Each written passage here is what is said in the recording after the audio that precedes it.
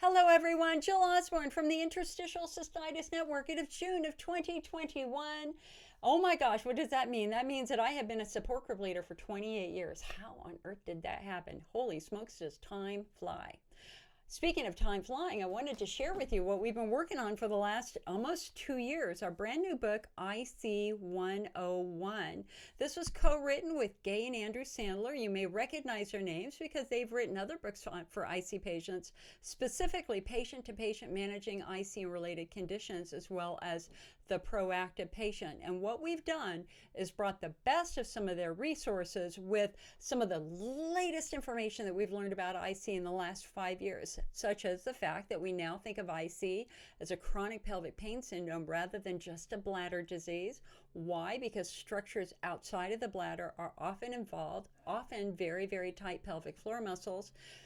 And my goal with this is to help newly diagnosed patients get a more individualized diagnostic workup so that you can find the best treatments for your unique case of IC. And for grizzled IC veterans who are not responding to therapy, we want to give you perhaps some new pathways to treatment. You know, the American Urology Association says if you're not responding to therapies, if you're getting worse rather than better, it's important to take a step back and revisit the diagnosis. Did we miss something? Did we miss something? You'd be amazed at the things that are missed by many, many doctors. And, you know, it's not just their lack of education. And let me just say right now that many doctors are not aware of some of the new subtyping that's happened. So you're going to walk into a doctor's office and go, hey, can you tell me what my subtype? They're going to go, I don't know what that is. And that's because subtyping and phenotyping is really done only at the very, very top tier levels. And so you as the patient have to walk in very educated and very informed and try to help that doctor focus on your unique case and your unique anatomy. That this is critical. One of the things that I say to patients, especially when you're getting a second opinion, is please don't walk in and say you've got IC. We don't want you to fall down the rabbit hole of old belief structures. I need you to walk in prepared to talking about your symptoms. And your goal is to get the doctor to study your body. We need them to study your anatomy. And part of that begins with your ability to convey what your symptoms are. So as an example, you can't just say, hey, it hurts down there, or hey, it hurts in my pelvis. It's not really good enough. That doesn't help them. We need to help them. So is the pain inside of your body or on the outside of your body, on your skin? You'd be amazed at the number of patients who have external pain, which usually points us to estrogen atrophy or genitourinary syndrome of menopause. Is your pain shallow in your body or deep in your body? Is your pain centered, or is it to the left of center or to the right of center? What makes it worse? Does it get worse as your bladder fills with urine? Or is it worse after you're done urinating? What makes it better? Does it feel better when you use heat? Does it feel better when you use ice? Does it feel better when you drink a lot of water? We want to give them clues. What is the intensity of the pain? Is it dull? Is it sharp? Is it electrical? Do you have pain anywhere else? Do you have pain shooting down your leg? Do you have pain in your hip, in your SI joint, in your knees, in your feet? Those are all absolutely relevant and potential contributing factors for many patients struggling with IC and pelvic pain. So for every patient who's been told that IC is all in their heads, this is for you. This is for you. We want you to know that you're not alone. We want to give you hope. We want to give you comfort. We want to give you, most of all, ideas. Again, we're talking about exploring new therapies. And let me just kind of give you a couple examples of patients that I've worked with recently who they weren't able to connect the dots, for lack of a better term. So one patient, for example, had been diagnosed with IC. She had extremely severe symptoms. She'd done bladder therapies for more than a decade. They were not better. They did not help her case at all. And she attended one of my live support group meetings. And one of the things that I always say is, hey, you're an anatomical mystery to be solved. We need to understand your anatomy. And we introduced her to the subtypes. And of course, the subtypes are This is a subtyping system created by Dr. Christopher Payne. Subtype 1, Hunter's lesions. Subtype 2, bladder wall driven. Subtype 3, pelvic floor driven. Subtype 4, pudendal neuralgia. Subtype 5, central sensitization, chronic overlapping pain conditions. And if you've never heard those terms before, this book is going to help you understand what we mean by that. So anyway, in this patient's case, she had the symptoms that were really consistent with pudendal neuralgia. So she had pain when she was sitting down that improved by standing up. She had pins and needles, and she had that partial PGAD symptom where there was the slight but incredibly painful nerve irritation around her private parts. And so she went to her doctor, and she said, hey, I think I have pudendal neuralgia. What do you think? And her doctor said, yeah, absolutely. I believe you have pudendal neuralgia too. So they did some preliminary diagnostics. They did x-rays, et cetera, et cetera.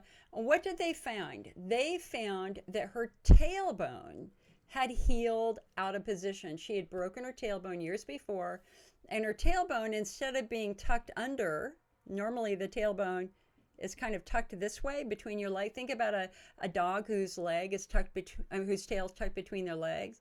That's the position of the tailbone. It kind of arcs in. Well, hers was arcing out, and it was to the left, right? So it was completely out of position. And so working with various doctors, including pelvic floor physical therapy and including a chiropractor, over a period of a year, they were able to correct her tailbone dysfunction. And what do you think happened? What do you think happened? Her symptoms improved 95%, and she was able to have a baby, and her life was back. And that's our goal here. We want to try to give you our life back. Another really interesting case was released as a case study 2 weeks ago in a medical journal. And this is fascinating. This is a patient with Hunter's lesions, considered the most severe form of IC, who also had a pretty severe prolapse. So she was having clear problems with her muscles, resulting in a vaginal prolapse. So they went in and they worked on repairing the prolapse. And what they discovered is that she had a torn ligament. And that ligament had caused her vagina to twist out of position. And so when they repaired the ligament and they reversed the prolapse, what do you think happened? It's crazy. Her IC went away. Her IC symptoms completely resolved. And that's not surprising, because we also know that if patients have fibroid tumors and that fibroid tumor is pushing on the bladder, that could cause bladder symptoms. We know that endometriosis attached to the bladder could cause issues. But we also know that if you've got a bad hip, we had a research study a year ago, that showed that 70% of the men in the study with testicular pain had an underlying hip abnormality. And ironically, I was working with a patient last week, and we were going over her symptoms, and it's like, she's like, it's my bladder, it's my bladder, it's my bladder, it's my bladder. And I'm going, okay, well, let's just try to subtype you. Let's see if we can find anything else.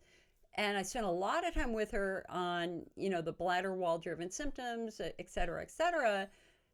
And then I get into pelvic floor, and I go, well, are your pelvic floor muscles tight? And she goes, yeah, they're definitely tight. And I said, well, what have you done about it?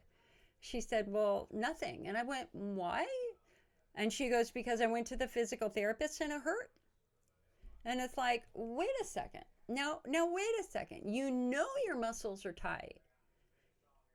And you've gone to the physical therapist and you went once and it hurt and you left? And she goes, yeah. And I said, well, here's the deal.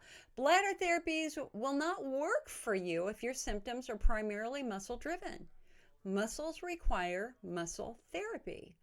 And again, she's kind of like, bladder, bladder, bladder. And I'm like, no, muscle, muscle, muscle. We have to look at that. That can play a role in your symptoms.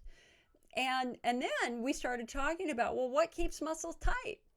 And we start talking about bones. It's like, okay, well, we know some patients have long-term vaginismus, extremely tight muscles of their pelvic floor.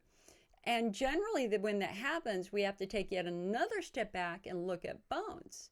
So is there a hip abnormality? Is there an SI abnormality? Is there a knee abnormality? Is there a foot abnormality?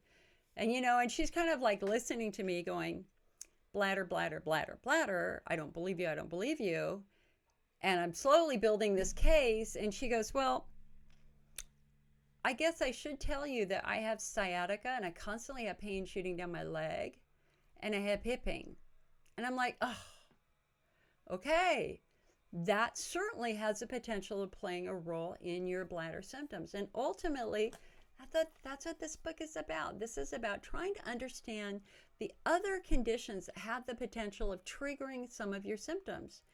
Now, one of the other things that we consistently see in older women who develop symptoms is what we call genitourinary syndrome of menopause. So IC subtype 2, bladder wall driven. Of course, in this subtype, we can see chemical irritation like from chemotherapy, chronic infection is possible, including bacterial, fungal, or viral. But for many older women, we're really looking at estrogen atrophy. And what was so interesting about her case is, I think she was in her 70s, is that every doctor she saw said, you know what, your skin's really messed up. Your skin is super dry. We've got to do something about that. And they gave her estrogen, but she didn't use it. She didn't use it because she didn't understand the connection between the health of her skin and the health of her bladder, that the bladder also relies on estrogen to produce that nice thick coating of mucus. And we call it the mighty mucus. And that mucus in your bladder, which acts to protect those tissues, is estrogen dependent. So when you're young and you have lots of estrogen, you have lots of mucus. When you're older, you have much less estrogen, much less mucus. Thus, your bladder's ability to defend itself is now compromised. And in her case, they gave her the cream, but she didn't use the cream because she didn't understand the importance of the cream. She didn't understand the role that estrogen plays in the bladder. So again, this is about opening doors for you.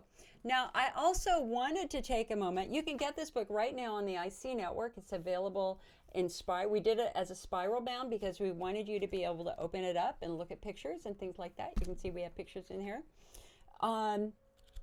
It's also in a PDF. It will be available on Amazon Kindle later this summer.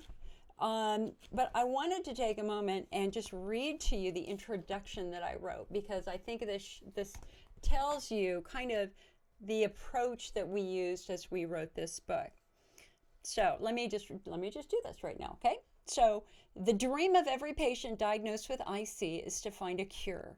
We want a treatment that will eliminate our bladder symptoms and pain, allow us to eat foods or drinks that we've avoided for years, work comfortably, and of course, enjoy intimacy again. And if you've had IC for more than a year, the odds are that you've tried a variety of treatments such as oral medications, bladder installations, OTC supplements, neuromodulation, and perhaps even Botox or cyclosporin. Yet, despite this wide variety of interventions, many of you are still struggling to find relief. As much as we would like to have one treatment that would heal most patients, it simply isn't available, and there's an important reason why. Visit any IC support group or online support forum, and you'll quickly see that not all patients are the same. Some have agonizing Hunter's lesions on their bladder wall, while others have a normal, healthy bladder, myself included. Some patients struggle with mild frequency and urgency, while others have intense pain. Some also struggle with other chronic pain conditions such as IBS, vulvodynia, fibromyalgia, migraines, TMJ, while others only have bladder symptoms. And despite their common diagnosis of interstitial cystitis, clearly these patients are not the same. You can see yet more diversity in the events which appear to trigger the onset of symptoms. Many women report that their symptoms began after delivering a baby, while men often report that their symptoms began after riding motorcycles or bicycles. A history of athletics or pelvic traumas, repetitive falls, or tailbone injuries are common in both sexes, from football, gymnastics, ice skating, dancing. There is a cluster of men and women whose symptoms appear to begin after an infection, whether it be a simple UTI, an STD, or even Lyme disease. And exposure to harsh chemicals, chemotherapy, ketamine, or the excessive consumption of coffee or soda is a common cause of bladder irritation. Aging, hormones, and genetics can also play a role. Thus, given the myriad of ways that IC manifests in different patients, as well as the diversity of events which appear to trigger its onset, it's no surprise that a one treatment fits all approach, much less a one cure fits all approach, does not work. But there is hope. Right? Okay, so that's the start of my introduction. So anyway, this is going to be the core piece of a huge new IC 101 educational series we will be doing for the rest of the year. So we're going to have an IC 101 diet guide. We're going to have an IC 101 flare management guide. We're going to have more streams, videos, support group meetings, because it's all about taking us back to the beginning, and that is what could be causing your symptoms. We're really trying to, especially for patients who have had IC symptoms, bladder symptoms for 20, 30 years, many of you simply don't know what we've learned, that other structures outside of the bladder could be the root cause of your symptoms.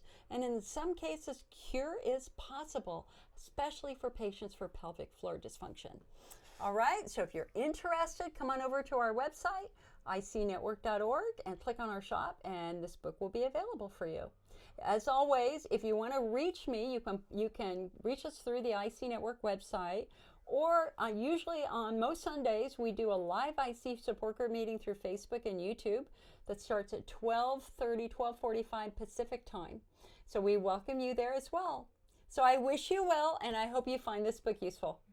Bye-bye now.